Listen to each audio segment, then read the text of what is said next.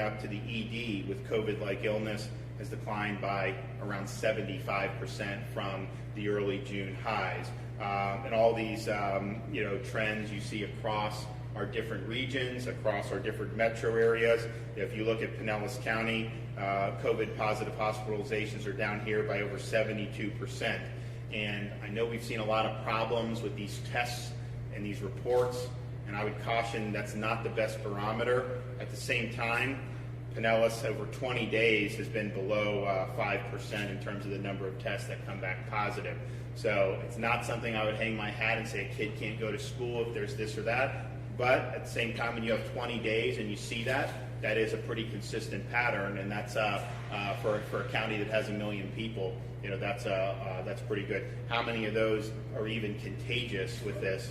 We don't know. How many of them have a live virus? Is that dead RNA? We're seeing the limitations of these PCR tests every single day. They did a study of New York, Massachusetts, and Nevada, was in actually the New York Times, and they found 90% of the positive test results, the people didn't have enough virus to be contagious. And then these are people that are being quarantined. So this testing, these cases, and the way the technology is, has been problematic. But I think the hospitalization decline here has been dramatic. Hillsborough, the same thing, over 71% decline in COVID positive hospitalizations.